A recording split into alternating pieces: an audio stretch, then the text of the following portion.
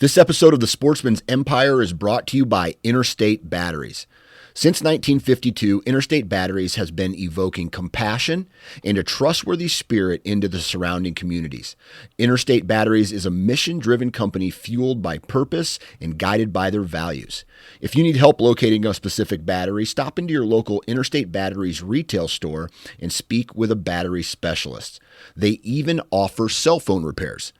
Interstate Batteries. Outrageously dependable. All right, everybody, this is the Man Therapy Podcast. My name is Dan, and his name is Kyle. Kyle, how we doing, dude? I'm doing pretty good. School's out for the summer. Yeah. So that's less What's that stress mean in your household? It means less stress in some ways and more stress in other ways. Mm-hmm. It's nice to not have to do the rat race of getting everybody ready in the morning and get up at a certain time and all that stuff. But then it's also just introduces no structure or much, much less structure. So I bet everybody listening would connect with the idea that kids thrive on structure. Mm-hmm. And there's a reason why kids generally do pretty well at school and all the things. And then once summer happens, it's just like they think every day should be, they're like, what incredible thing are we doing today? Yeah. It's like, going outside and playing would be the incredible thing you're going to do today, bud. Yep. For every day. Yeah, dude, I had a setting expectations conversation with my kids. I'm not joking, dude. I'm like, hey, listen, because, and I'm doing all of this for one person, and that's my wife, right? She works from home. She has meetings throughout the day. If she gets frustrated, then the whole house is frustrated. And then that derails my day because I'm the guy who has to clean up the mess, right? And get kids realigned into different things. And so I had for example, yesterday, anytime someone knocks at our door or comes in our house, like quickly, not just a normal person walking up and opening the door, our dog goes bananas. And then my wife might be on a meeting, which distracts her, frustrates her. And so I've had a conversation where it's just like, hey, listen, this cannot happen. Like, this cannot happen anymore. And here's what I expect from you. I need chores done. I need rooms cleaned. I need all of these things that, I'm going to give you some leniency on when they get done. But by the end of the day, if they're not done, I'm going to start riding your ass. And that has to be a priority, because if it's not, then, your mom's going to get frustrated, and then that's not good. So, we got to have some stability this summer in the house, because last year was rough. Last summer was extremely rough. Yeah. And so, yes. So setting expectations. Totally agree. I'm always interested to see what one more year of development does for kids. Mm-hmm. Like, my kids are like slightly better each year with their maturity levels and what they can handle. Right. One thing I've noticed is that my kids do better with expectations like that when it's like, hey, here's your list of chores. Once this is all done, you can have your electronics. Mm-hmm. And I don't care when that is. Yep. So, if you don't do your chores all day, you don't get your electronics all day. If you do all of your chores right away, you can have your electronics right away.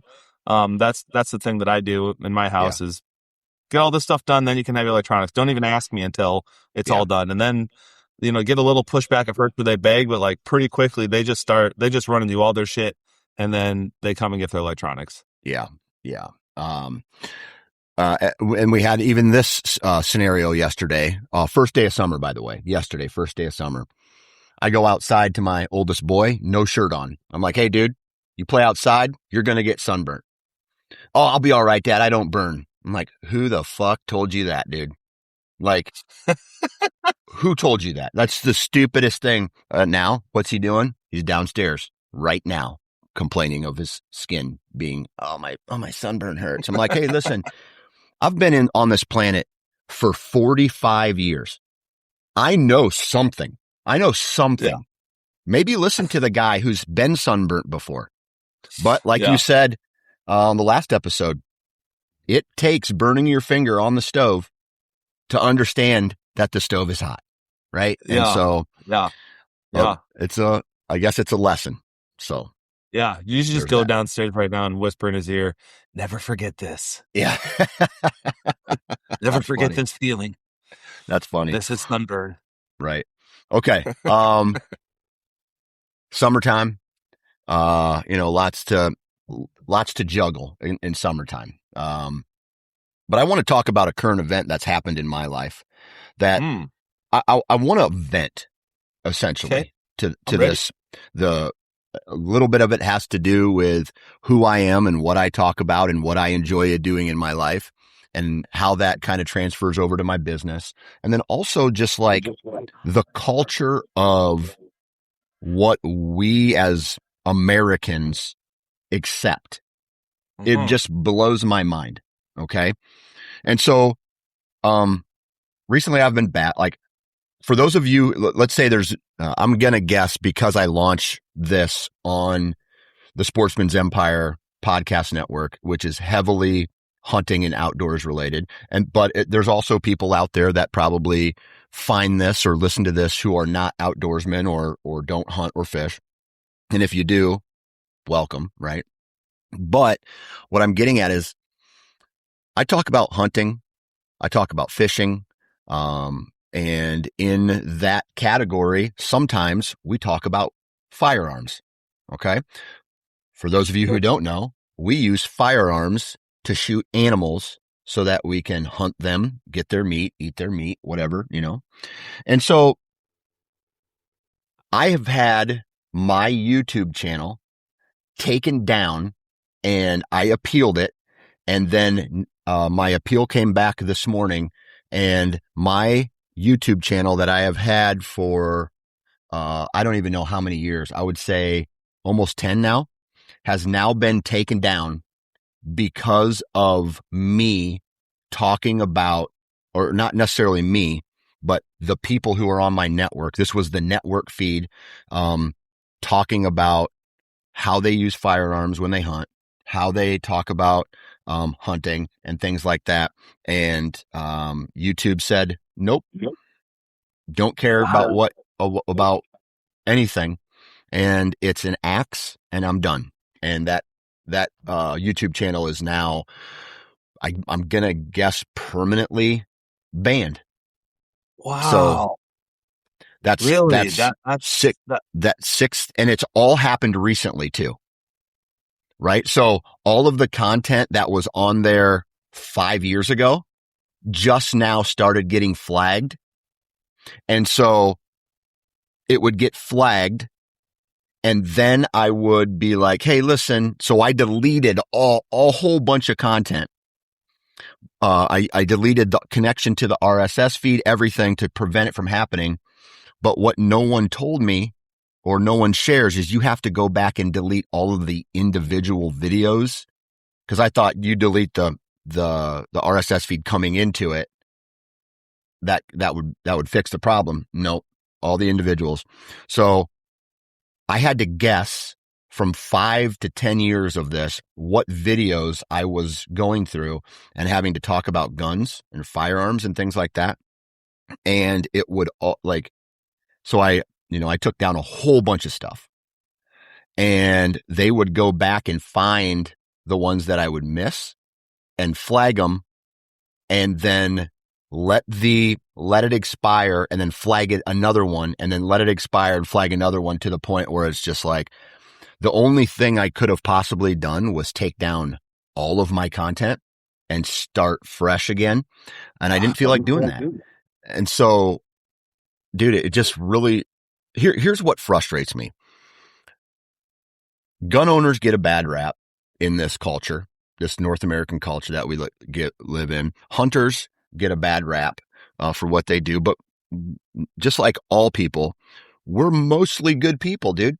Like 99% of us are just good people who have good values and want to do this. Meanwhile, I can scroll on YouTube, find videos that are doing and saying, in my opinion, things that are way worse right?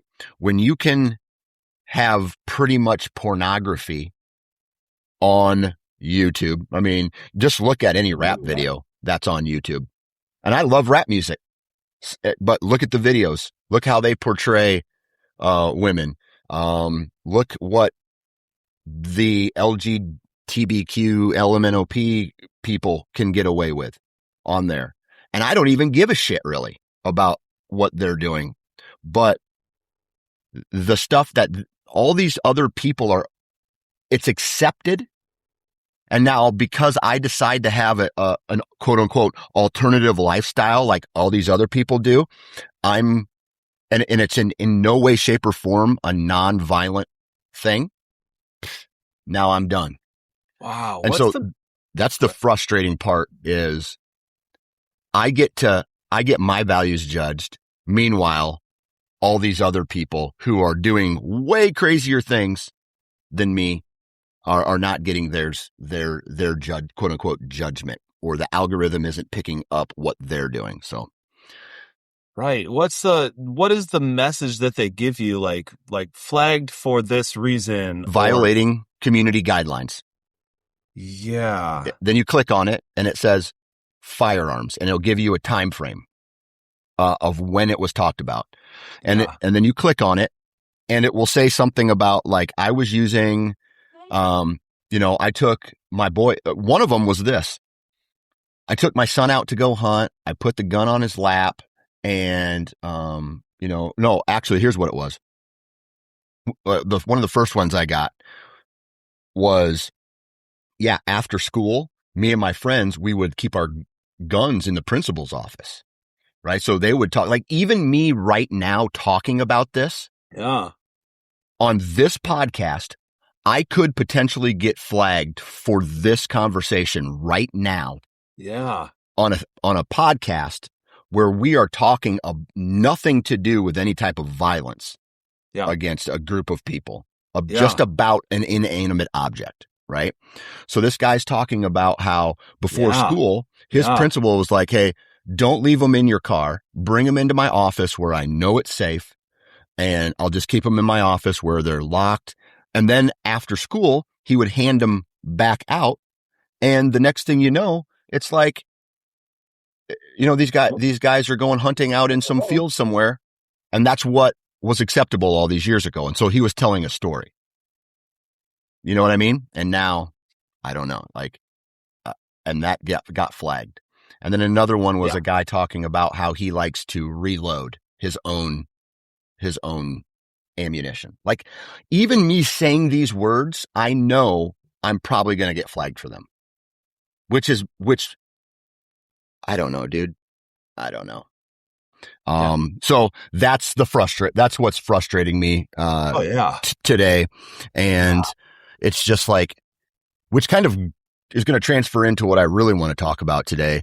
But it's just like, there's a lot of people out there who love doing a certain thing. They're good people, right? Imagine if all of a sudden there was a culture shift in the United States and anybody who collects stamps are a threat to society and culture.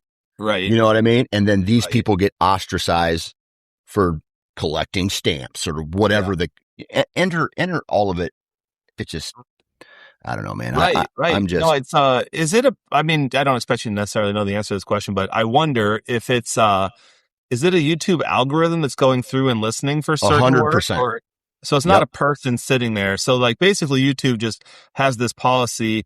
If these words get used, then we flag it. Yeah. So in a certain order. Like, yes, YouTube doesn't know the context. So potentially you're not personally getting targeted. It's just firearms are such a sensitive issue that, they just don't want to have any culpability for it. 100%. They like YouTube just doesn't want to be responsible for like, oh, I learned this on YouTube. Yep. Like for like the one, like it's kind of the bad apple theory. It just takes one bad actor. Yep. Like I know, well, I mean, I'm from Iowa and I know a freaking shit ton of hunters. I've hunted, my family has firearms. a lot of people that I know do, and a lot of people I know are hunters, and they're all good people. It Yep. would just take one person that like learned how to do something bad from a YouTube video, and YouTube just doesn't want any part of that. Is that Yeah. basically, do you think that's basically what the issue is? Something along those lines. Yeah. Or Yeah. where to get said, where to get Yeah. these things, where you can Yeah. get them. I know that if for example, I don't even want to say it. So I'm Yeah, right. going to give you a metaphor. Yeah. Hey, listen, if, I bought these Nike shoes at this store, right? I got really good service. These Nike shoes were badass. Dude, I love, going out and playing basketball in my Nike shoes, right? Yeah. That's my favorite. If you talk about that, flagged. Wow. Yeah. Yeah. So you can't talk about the stores where you get them. You can't talk about, how you work on them. You can't talk about how you use them a lot of the times. So, but yet my content gets flagged. There are some inconsistencies because there's other channels up there that are doing the same thing and they're still up and running. Right. And so, man, well, I don't understand. My guess there, Dan, would be that it's just a matter of time because they have just millions upon millions of videos and billions of minutes for the algorithm to comb through. So like all of those other channels, their time's probably coming. Yeah. Yeah. And so then they're not after, so it doesn't sound to me like they're after hunters. They just don't really care who gets caught up in the issue. It's just if Nike shoes are mentioned, you're screwed eventually. Yep. Yeah. Yep.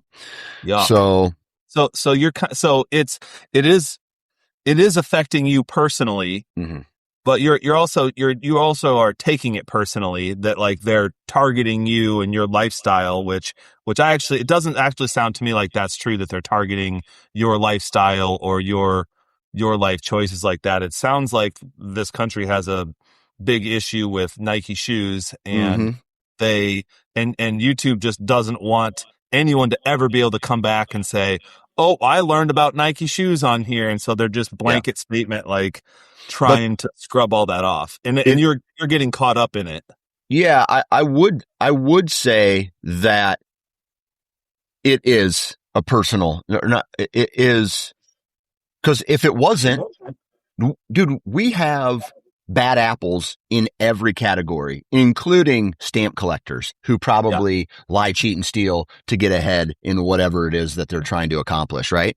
So, if there's a video that somehow makes it on there where they talk about using Nike shoes as in a very violent way and what they're going to do to these poor innocent people, then yes, that is exactly what there's bad apples everywhere, right? Oh yeah. But there's more people who are not. So the people who just love Nike shoes, right? Oh, yeah. They just absolutely love Nike shoes. Oh yeah. And they love going out in the country and Nike shoeing pop cans from, with their kids, or working on Nike shoes, or coming up with accessories to make a Nike shoe better. Like all of those people now and we also live in a country where our Constitution says that we have the right to use Nike shoes, right? And for some reason, whatever. I totally agree. I totally agree with all that. I just think that it's kind of like, hey, there's a bad guy in the cornfield, and instead of finding him, they're just burning down the entire cornfield. Yeah, exactly. They don't care. Right. They don't care. But that's my point. Like they don't care. So I don't think they're after hunters or after collectors or after, anybody's lifestyle. I think they're just like, oh, that word got used.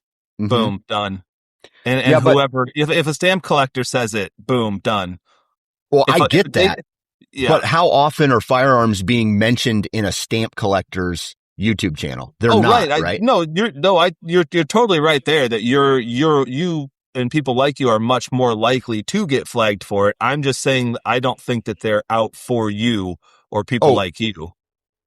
That's what I'm saying. Yeah, and maybe I'm taking it personal, but I disagree respectfully, because why would they have an algorithm in place for a specific thing if it wasn't like if we really did judge people based off of like individuals, right? But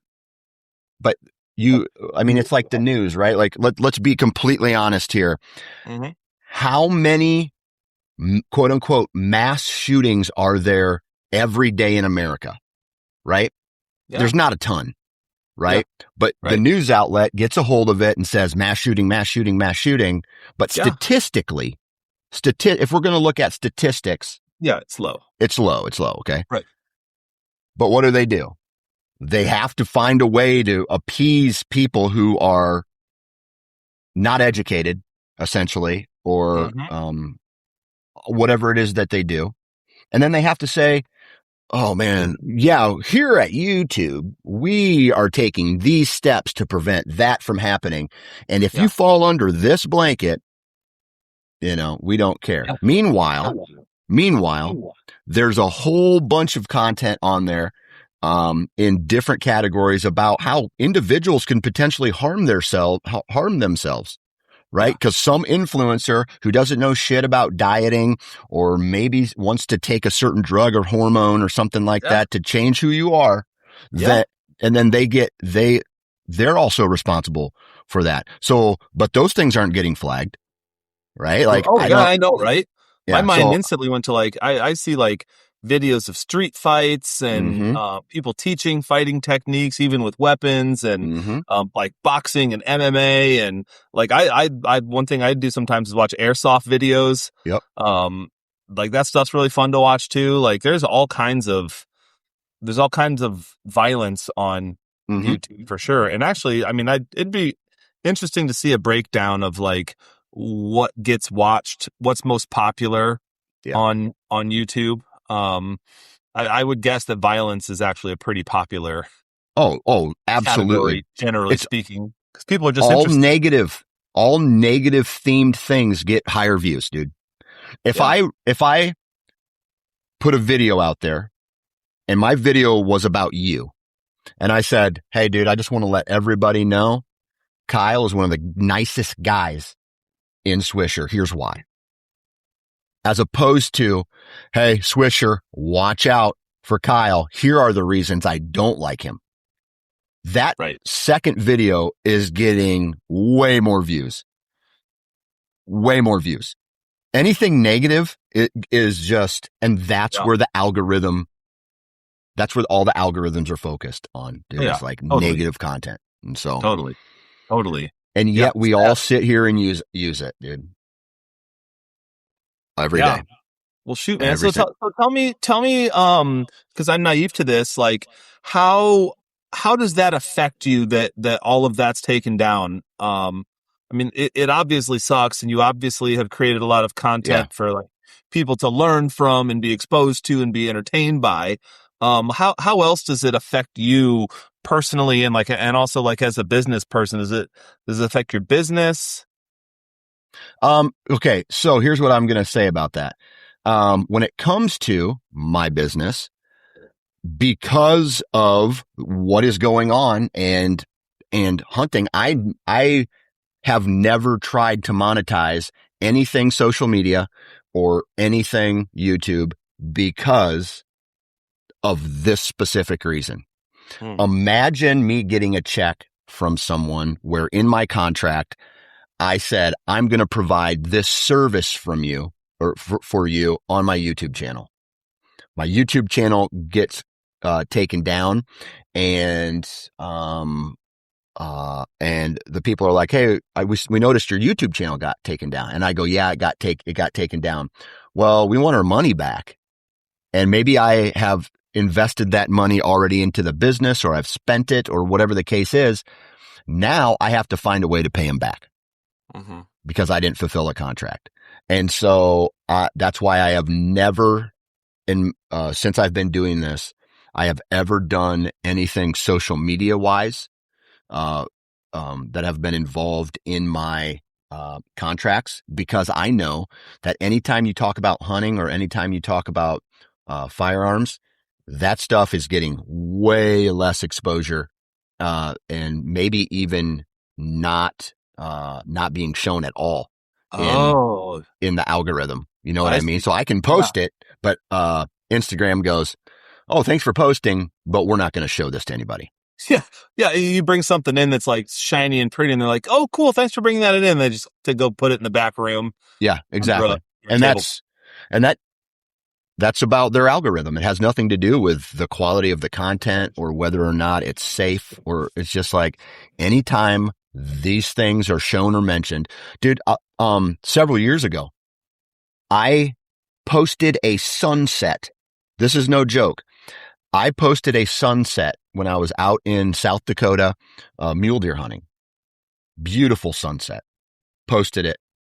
About 45 minutes later, I got my entire Instagram taken down and flagged because the algorithm thought that picture looked like a wound, and that wound meant I was harming myself.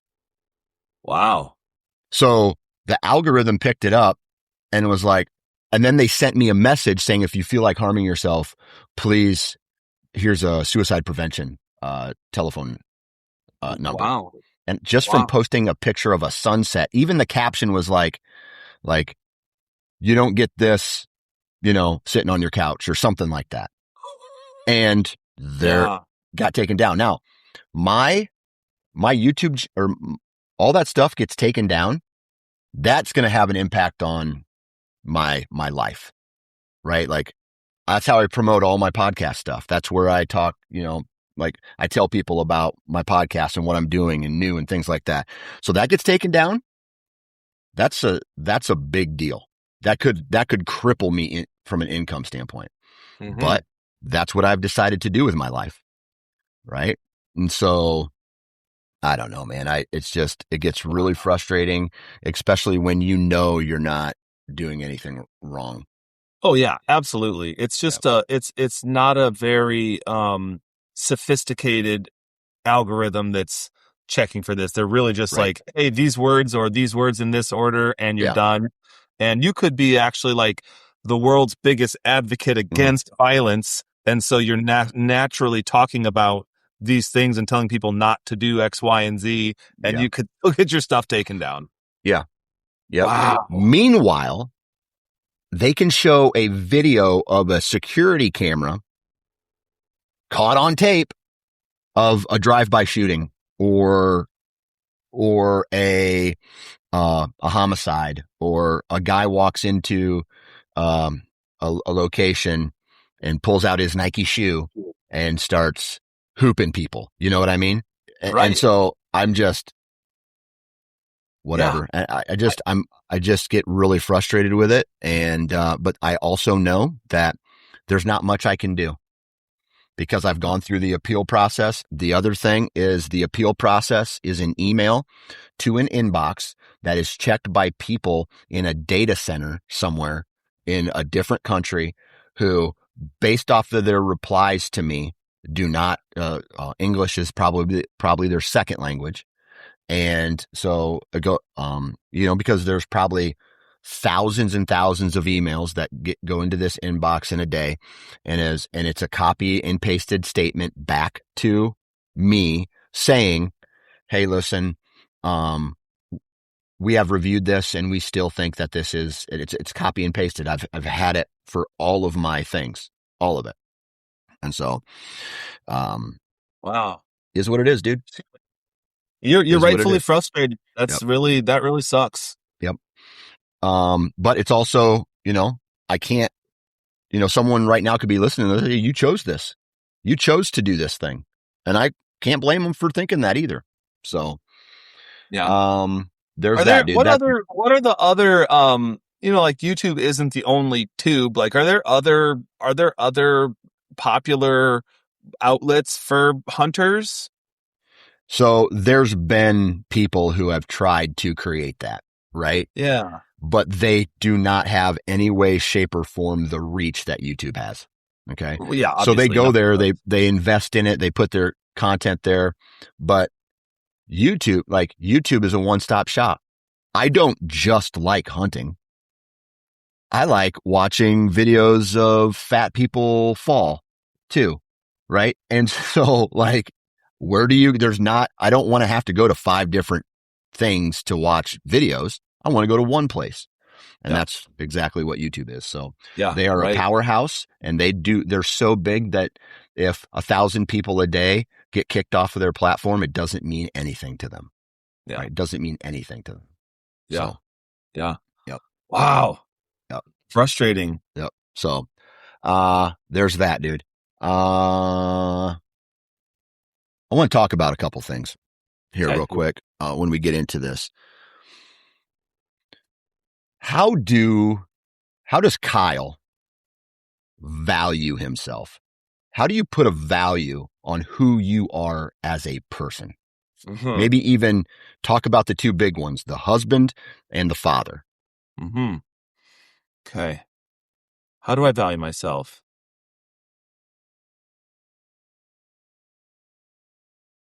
Yeah, that's a good question. How do I value myself as a husband and as a father? So when I think of how to value myself, I think of trying to be internally anchored versus externally dependent. And what I mean by that is, and I'm talking about generally speaking now, what I try to do and what I encourage people to do is spend some time thinking about what you think makes a good person and what are your specific values for each role that you play, so that you could say, this is what I personally think a good blank is. This is what I think a good husband is. This is what I think a good father is. This is what I think a good brother is. This is what I think a good friend is. This is what I think a good citizen is. This is what I think a good, like, you outside of anybody else, or if you're going to look at other people, you look for like ideas that you connect with, and not like, oh, I have to live up to their standards. So you do this exercise of identifying what you think about each of those things. What does Dan think makes a good husband? What does Dan think makes a good father? So you have that, and then you basically try hard to live up to your own set of values for that. And you're never going to do it perfectly, but just the fact that you've set your moral compass, so to speak, you always know generally what direction to be walking in morally. Yeah. And then as long as you do that, you can basically call yourself a good person, or you can basically say that you have value. Yeah. So, there's a lot of overlaps. If it's like, how do I value myself as a husband? Well, I want to be kind to my wife. I want to be honest. I want to be trustworthy. I want to be dependable. I want to be supportive. I want to be predictable. The list goes on. And so those are the things I've decided for myself. And then I just try to do those things every day. Yeah. And whenever any situation comes up, I go, what would my values say I should do here? Right. And then whatever my values say I should do, that's the thing that I do. And then I can say that I'm like walking the line. Right. Yeah. And then if I ever make a mistake or didn't do something as well as I want, I go, ooh, that didn't align with my values, and that doesn't feel good. So then I think, what's the next best move? What's the step that I could take to get back in line with my values? And then I do that. And so then life for me is just a constant interaction with always doing the best I can. The times that I fall short, then the goal is to catch myself as quickly as possible, get back on track as quickly as possible. So develop your own moral compass. So essentially you're living in a lane of value. Yeah. And then when you veer outside of that lane, you have enough, what's that word called? You have enough, self-awareness. Yeah. Self-awareness to bring your self back into that lane, and maybe apologize to the people who you may or may not have affected when you went outside of that lane. Right. Okay. Yep, like the awareness rumble strip. And so then what's Yep. the well, because I really like your lane idea. And everyone knows what a rumble strip is. It's like Hmm. when you're driving on the road and you're getting off your out of your lane. There's Zip, zip, zip, zip, zip, zip, zip, zip, zip. Yep. yeah, and it Yep. reminds you like, oh shit, like pay attention again. Hmm. So I think there are value rumble strips in our life, which number one is like your own feelings, like your own gut feeling of like, oh, if you think you shouldn't be doing that, you probably shouldn't be doing that. That's like the first rumble strip of like, Yeah. I don't. Oh, if my partner knew I was doing this, they wouldn't like that, or this just doesn't feel right to me. Yeah, that'd be the first thing. Like, don't do that thing. Yeah. Another thing that's really, really good for people, and you and I do this together, and hopefully you have other people you do it with too. But another moral rumble strip is having good family and friends, good people that you can talk to. That like, Hmm. if they see you going down a bad path, would say, "Hey, Dan, like you're better than that, man." Yeah. Or, "Hey, Dan, why are you doing that? That's not cool." Like that's a moral rumble strip Yeah. in your life. Like they can help kind of warn you. Like I think you're kind of getting off track. Like I know you, and this doesn't sound like you. Yeah. So that can help keep you on track. Yeah. I'll say this, man. There's, continuing with the metaphor of this lane that we live in, dude, it is so easy to fall outside of that lane. Like sometimes it feels good to be a shitty person, like insult someone because they have a different view than you, or hate on someone because they don't provide you with a certain thing, right? Or whatever the case is. Oh, he's a bad person. I'm 100% guilty of that in my past. And it's just so easy to be an alcoholic or a drug user or go eat food and not work out. It's easy to yell at your kids and then continue living that. It's hard to make a mistake and get back up and stay in that lane and go, okay, I made a huge mistake. I got to go tell my boy, I'm sorry I yelled at you, whatever the case is. Right. And dude, it's just being a Mhm. good person is not the easiest thing to do when Yeah. you could just be a douche, man. I don't know. Yeah, that's right. And that's why you will end up with a low quality life if you do Yeah. that. And you're not likely to end up with high quality people around Hmm. you if you behave that way. Yeah. So it's like you reap what you sow, Yeah. and Yeah. if you're out 100%. there sowing those types of seeds, then guess what kind of life you're going to have. Yeah. That's a fact. Yeah, it is. It's the hard way a lot of times. It's Yeah. also like probably front end loaded of you have to like, the more you walk the line, like it's hard to get on the line, but once you're on the line, it's easier to stay on it Yeah. because it becomes it becomes more of a habit. Right. Um, Once you're doing better, it's easy to continue doing better. Yeah. But what Yeah. if you start to get into this habit of like doing shitty things, then you make excuses for it, and then you just do the next easy out, and then you blame the world, and you got this victim mentality, and like all of that's preventing you from like really looking in the mirror or doing Yeah. this values exercise that I talked about. You're just going to get more of the same and more of the Yeah. same. And people like that tend to develop this negative worldview of thinking that the world's against them. Hmm. Like life's just harder for me. It's like, oh, life's just hard for me. I'm $15,000 in credit card debt, and I just can't get ahead. And it's like, oh well, let's review your purchases for the past year. And you're like, Right. didn't need that, couldn't afford that, shouldn't have bought that. Oh, why are you in debt? Yeah. Now Yeah. there are some reasons. There are some times where life does just fuck you. Yeah. But I think like those are a lot more. Those are a lot fewer and farther between than like I think we sink our own ships with 1,000 holes. Yeah. It's Yeah. rarer that it's one massive thing that like that Yeah. can happen, but I think it's rarer. Yeah. Okay. So we're talking about like how you value yourself, right? It's easy. Like Mhm. it's easier. How do I put this? I value myself based on, and you even made a list of, verbs or adjectives or what. I don't even know what those things are. I'm trying to sound smart. Me neither, dude. Yeah, you said. I could never memorize what each one I actually know. meant. You said I am this. I am this. I try to be this and this and this. Okay.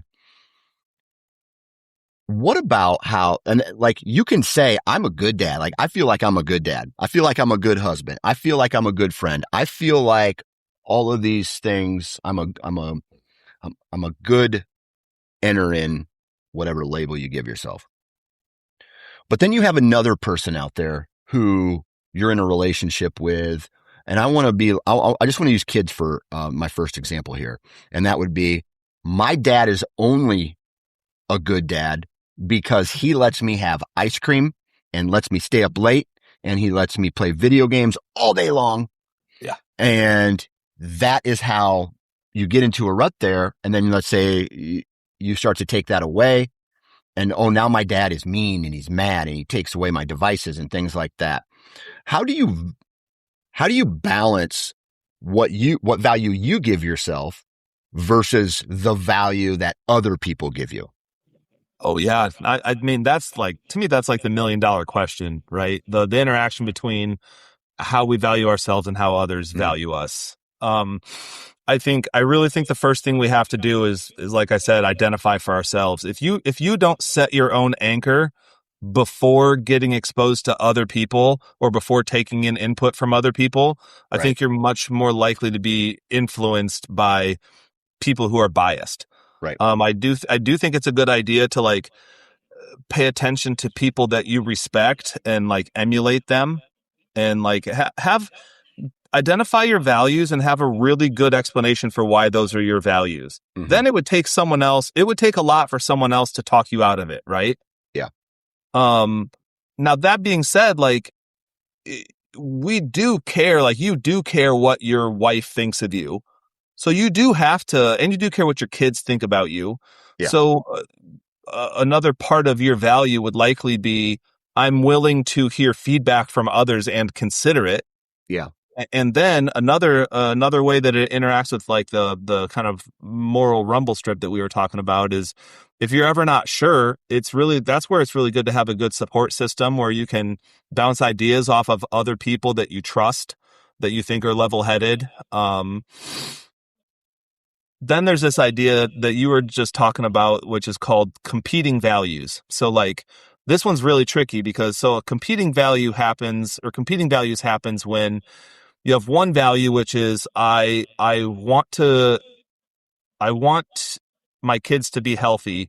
And then you have this other value of I want my kids to like me and feel like I'm there for them and understand them. Mm-hmm. On their own, those are both wonderful values to have. What happens when they clash and it's like your kid is asking for something that from their perspective you recognize makes sense for them to be asking for, but from your perspective as a dad, you're like, I'm not letting you have that. Right. Now all of a sudden your kids are like, oh, you're this and that and you're mean and I hate you and da da da. That's where you have to decide which value gets elevated and prioritized over the other. And that's where, to me, that's where your values help you make the really tough decisions, because that's where you can take a stand. If you haven't thought your values through, then all you're going to be as a person is just a plastic bag floating in the wind that just gets blown in whatever direction the person trying to manipulate you wants you to go. Yeah. But if you know what your values are, then you're standing on solid ground. And so that's where you can say, hey, son, I know you're mad at me, but this is the rule. And you can be confident in that. And then you can allow your son to be mad at you around that and recognize that there's a chance that when your son's 30 years old, he'll look back and be like, oh man, I was so ridiculous for asking for my fourth popsicle that day. Yeah. you know? Yeah. I don't know that I think a lot of people have done it, but I don't know that enough people have done the exercise of like anchoring themselves in their own values. What do you think? What do you believe? And why? I don't think it's enough to just say what you think and what you believe. I think the and why is really, really important, because the and why is going to be what chains you to your spot so that no one else can move you. so that no one else can talk you out of your values. Because there's Yeah. people who would say they have good values, but they're easily swayed. They're Mm-hmm. easily talked out of them. I think those folks probably haven't spent enough time thinking about why they have the values that they have. Right. Why should you do the thing? Why should you do the right thing? Why shouldn't you do the right thing? Right. When it comes to value, I think a lot of times, especially when you are maybe labeled as a thing, right? And for some reason, the beautiful girl comes to mind, or an athlete who is good enough to go up and continue maybe at a professional level, um, or somebody with money, right? They are valued based off of their looks or what they can provide for other people and not themselves, right? And if you like, how would you have a conversation with someone who is struggling with, I am a nice person. I am a good dad. I feel like I am a good husband, but other people are saying your value is you're attractive. Your value is you have a ton of money. Your value is that you're providing this team with a lot of yards and touchdowns or whatever, right? Meanwhile, that person may seem like they have it all, but they're like, well, dude, you only like me because I'm hot.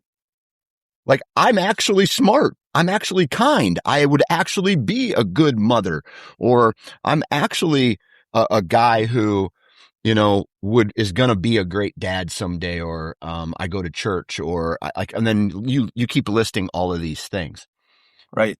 Like, how do people how would you, if someone came to you and said, hey, dude, I'm only valued by my wife because I make X number of dollars or provide the family with vacations or nice cars and shit like that.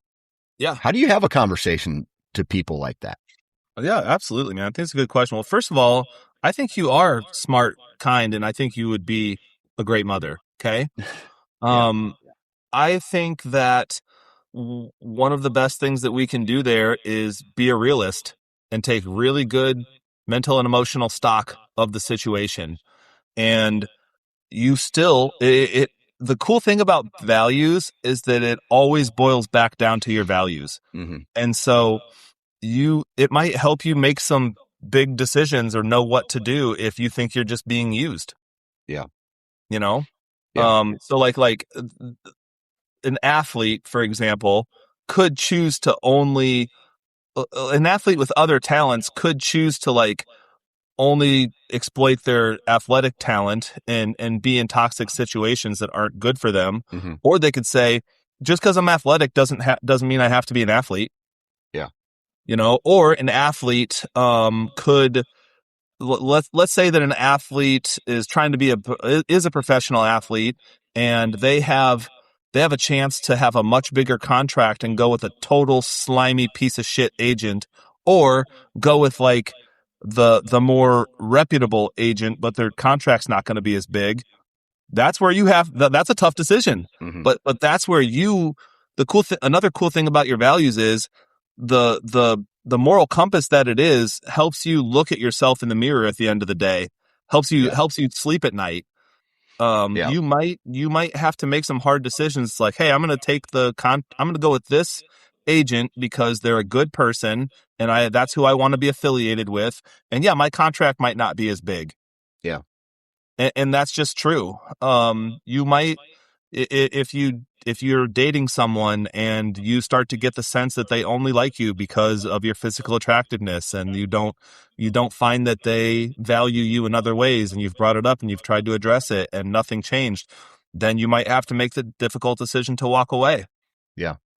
The Yeah. cool thing about living a values driven life is that when you do the right thing, you feel inherently good inside, and you also have to be willing to accept whatever the consequences are that come with that. Okay. So So, the thing is, it's worth it. So you can either live like a smaller, scared, anxious, shallow life in which you focus on avoiding discomfort, mhm, but you're not going after the person that you want to be. You're not growing into the type of person that you want to be if you're just mhm, living in service of avoiding discomfort. And the opposite of that is like knowing who the fuck you are and what the mhm. fuck you stand for and Yeah. making your decisions based on that and saying like, "Hey, I'm going to live and die by this, and then whatever the consequences are, I'm willing to accept." Yeah. So recently, I'm not going to say names. I ran into somebody who has, and this is I only get to hear it from one version of this. Okay. Um, he met a woman. They got married for, I don't know, 10, 12, 13 years. Um, and he owned his own business. She benefited from that business being successful and all these things. The business hit a rough spot, meaning that the spending for the family and for all this also hit a rough spot, right? He had to put, he had to make his business survive this, this low spot. The wife did not understand it, nor did she want to understand it from the sounds of what this guy has been talking to me about.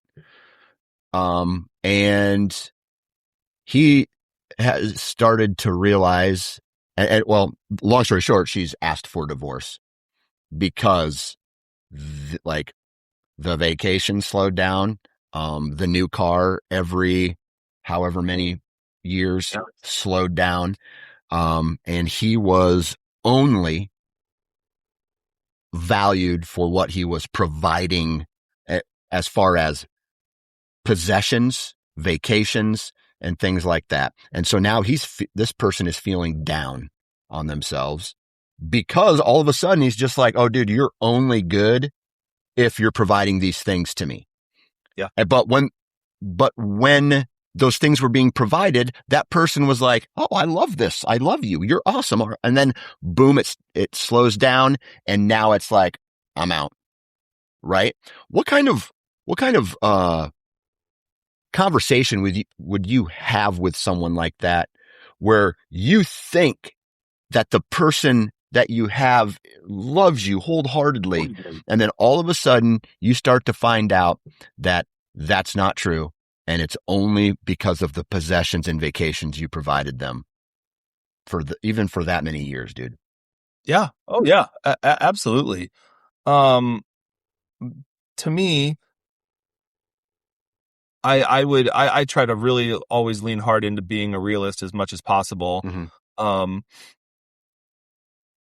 I think that's still a big reason why you need to value yourself and know Mm-hmm. what you stand for and basically be able to say, well, I've done I've done things according to how I think I should be, and that's just not enough for you. Mm-hmm. It's hard. It's especially hard when it's like our closest person. Like if your Mm-hmm. wife leaves you because you're not providing enough. Yeah. You could say, hey, like I'm doing the best I can. You're the one choosing to leave. I think you have to admit that it's hard. You have to stick to your values, and then you have to grieve. Mm-hmm. Like if this guy, if my friend's wife was leaving him because he wasn't as successful in business anymore, I'd say, hey, she's showing her true colors. Yeah. She's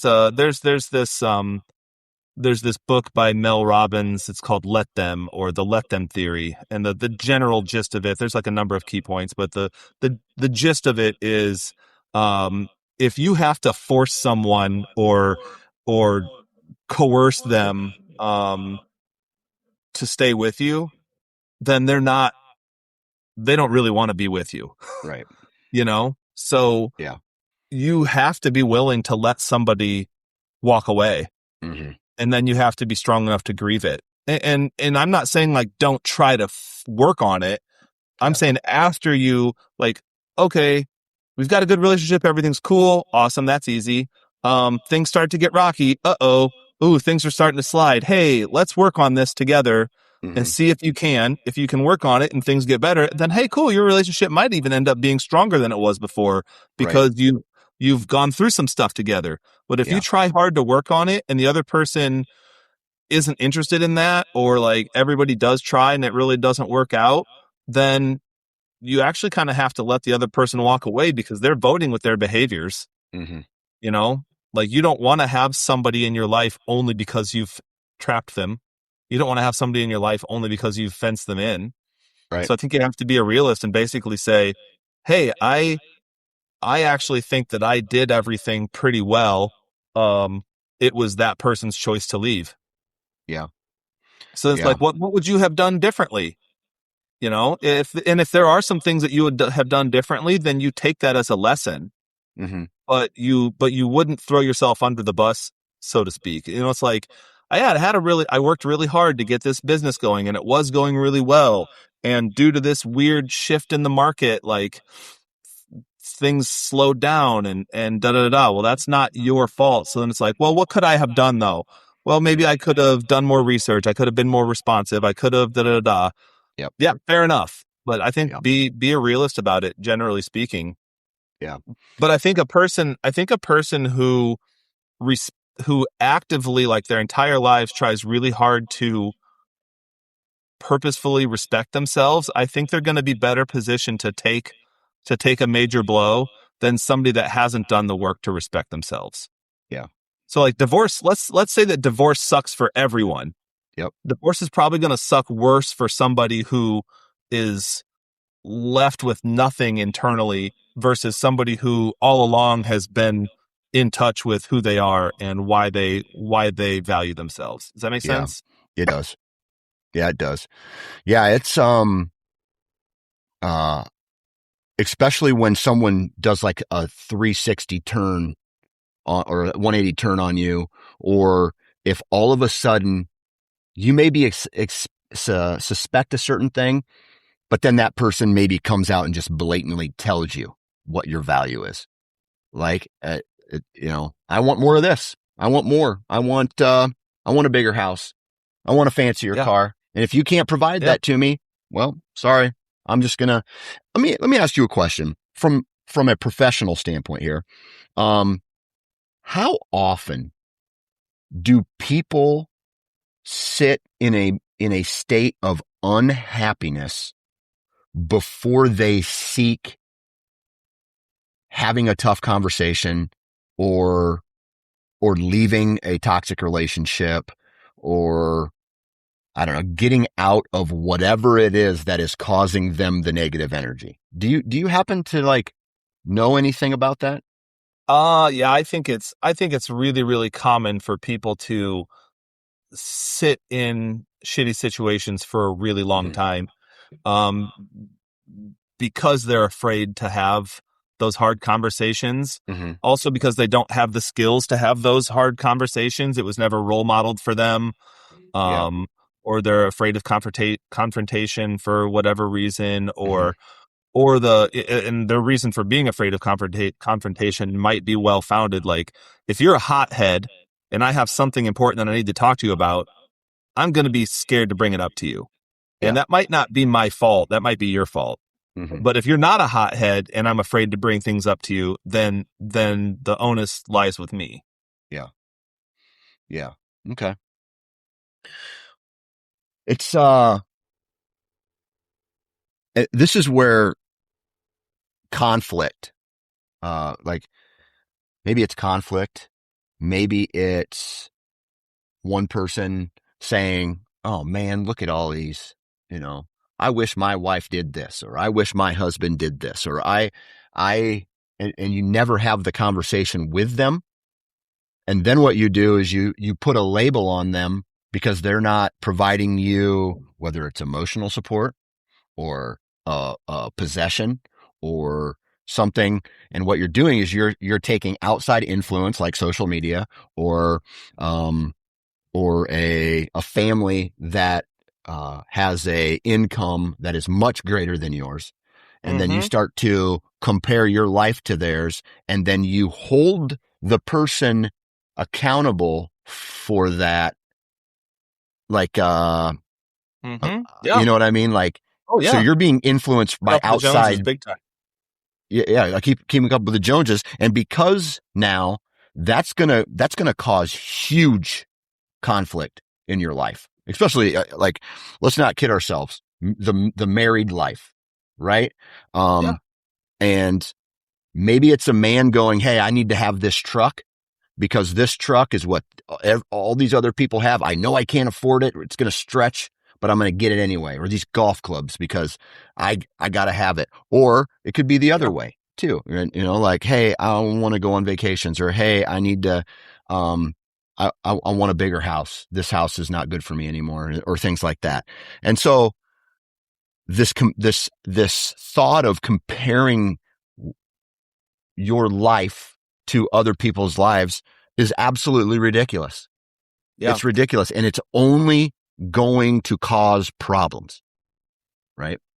Yeah. Um, Yeah. the other thing that I want to bring up, and I heard this morning because I do my fair share of scrolling too, but I was looking Yeah. up before we started recording, like, how men value themselves, right? How a man should value themselves.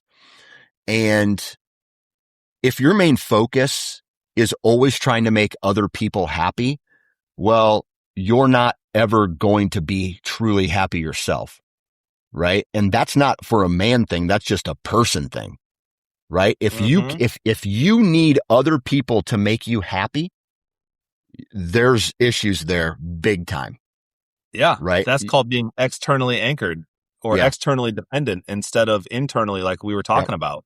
Yep. It's so hard to know. Like, there's 8 billion people on the planet, so there's Mm-hmm. 8 billion different rubrics for what's good. Who do you Mm-hmm. choose? You Yep. can't change yourself according to every single person that you meet, Yeah. because you're not going to agree Yep. with a lot of them on a lot of things. Also, like, it'd be interesting if every stranger walked up to you and handed you a sheet of paper that outlined exactly the way they want you to behave in order for them to accept you. Yeah. Even if we had a society like that, would you want that? Or would you want Yeah. to say, I'm Dan, I'm going to behave as Dan behaves, I'm going to be cool with whoever likes that? Yeah. Like, right? Yep. Like, that's the way to do it. Yep. When it comes to keeping up with the Joneses, and comparing relationships and stuff, I think, to me, that's a really good example of drifting from your values, or your values getting hijacked. Because I would bet money that if someone did an exercise where they sat down and really, like, took time to look within and identify what their values are, I bet they wouldn't say, um, I need to have so it's like, do you want to have a happy family, or do you want to have a big house? Hopefully people would say, I want to have a happy family. Do I Mm-hmm. want to be close to my partner, or do I want to go on a fancy vacation? I hope they would say, I want to be close to my partner. But if Yeah. they never do that exercise, it's easy to have the positive values fade out of imagination, and you're just seeking comfort. And Mm-hmm. you've probably heard this said. It's not my thought, but comfort is the biggest addiction. Mm-hmm. Like, one of people's biggest problems, generally speaking, is wanting. Mm-hmm. Wanting. Like, you want to be happier? Want less. Yeah. You know? Like, Yep. don't, like, if you didn't want that big vacation, then you'd probably be way happier. If you didn't want that big truck, you'd probably be happier. Right. No, like, Right. go after what you can actually get, save up for what you can actually get, and be a realist. Yeah. Because it's so easy to cherry pick all the best things from everybody else's life. But Yeah. that's to me, that's when you get, that means that you've gotten caught up in a stream of thought that's taking you away from what's actually important to you. And that's where you need to recenter. I think you Yeah. really need to do some good hard look within and say, what am I doing with my life? Who Yeah. am I? What Yeah. type of person am I becoming? How am I treating the people around me? If Mm-hmm. I'm badgering my spouse because I want to go on a fancy vacation, dude, would I have listed that in my values? Mm-hmm. Making my partner feel worthless. Mm-hmm. Is that in your values somewhere? Because I bet it's not, but Yeah. you're doing it. Yeah. No, and everything that I say, like I have to, like I apply to myself too. And I'm also not perfect. And when I, Yeah. I make mistakes and I get caught up in shitty ways of thinking and that doesn't pan out well for me. And then I have to go, oh shit, Kyle, like, let's get back on track here. Yeah. So all these things that I'm saying, I recognize are like, I'm saying how it could be if you kind of anchored yourself in perfection and then recognizing that none of us are perfect. So we're always going to fall short. So I don't want anybody thinking that I'm preaching saying like, oh, just live life like me and it'll be great. Like Yeah. I'm human too. I'm flawed too. I Right. make mistakes and all of these things that I'm talking about. I'm just sharing the framework that I try to use to like get back on track. Right. 100%. And stay on track. Keep my moral compass calibrated as best I can Yeah. while fully recognizing I'm imperfect. Exactly. But there's times where said person can also be an enabler themselves towards that behavior where and the first thing that happens is just money, right? Yeah. If you have a ton of money or enough money to have all of these things and have the house and have the car and have all of these things, and that's what you're actually using to get, I'm just going to say a girl. Well, that girl or that partner is going to, you're using it. Hey, you want to come on my boat this weekend? You want to get in my car and go to a winery? You want to take this trip? You want to spend the night in my big house? Like if you're actually using those things to get relationships, well, then you have to expect that those relationships are built off of things that don't matter as opposed to who you actually are. And I'm guessing eventually what will happen is, that those relationships will crumble because you're not feeling like you are appreciated, even though you were the one who set all of this up. Yeah, that's right. Yep. So, You reap what you sow. You yep, set up you set that whole dynamic in motion. yep, exactly. Which is why if I ever win the lottery, you won't even know it. Like you won't even know it at all. You I'm say serious. that. I, You say I'm that. I hope you do win the lottery, and then the next time we get on this podcast, you've got like 5 gigantic gold chains and Versace, like just looking ridiculous, or yeah, I'm just driving like a stretch Ferrari yeah, around Swisher. yeah, yeah. Like, hey Dan, I heard that there was a local winner of the lottery. Was that you? And you're like, no, No, and I got a grill in, like yeah, a big smile, but I have a diamond grill yeah, from yeah, Paul Wall. yeah. What makes So, you say that, Kyle? Oh, I yeah. don't know. Hey man, I give you a high five, and there's all these like gold rings on it. No, Yeah, that's not right. me. Not me. That wasn't me. I don't know. So, well, I think this has been a good conversation. Anything else that you feel we need to touch base on before we end it? If you feel like you're caught up in an unhappy direction in your life, maybe take pause and take time to write down what's really important to you, the type of person that you want to be, the type of life that you want to have that doesn't revolve around materialism, how you want to treat other people because you think it's right, how you want to be treated by other people because you think it's right, and then use all of that as a rubric to compare your behaviors to, and the way that you treat other people and the way that you allow other people to treat you. Right. And then you might have to start making some decisions accordingly. Yeah. And that gives, again, when you know what you think, and more important, and additionally why you think that, then it gives you firm ground to stand on. So one partner could stand up to the other partner and say, hey, it really feels like you're using me. Feels like you're only happy with me when I'm providing you with expensive things, and that doesn't feel good. Yeah. And the other person might go, oh, clutch my pearls. And Yeah. it's like, well, yeah, so now you have to be held accountable. And you might end up like, I don't want things to end in divorce. Hopefully that would then spur a conversation of how do we value each other and how do we treat each other? And is there any truth to what the partner said? Yeah. And we could have I think we could have a whole nother episode on this. Let's do it next week. Okay. Yeah. Yeah. I've got Absolutely. more ideas. Write it down, take your notes, And let's continue this conversation next week. I just want to say thank you, Kyle, for bringing a lot of insight into these conversations. Huge shout out to everybody who continues to listen to this podcast. And if you're new to this, do us a favor and go back and check out the previous episodes, because we've had some really good conversations, I feel, in the past. So also go to Spotify or Apple Podcasts, wherever you download this or listen to this episode, subscribe, like, do all of the stuff that I absolutely hate. Smash that like button, dog. Subscribe to this, and that way it comes directly to you. Kyle, thank you for your time. Everybody else, thank you for your time, and we'll talk to you next week.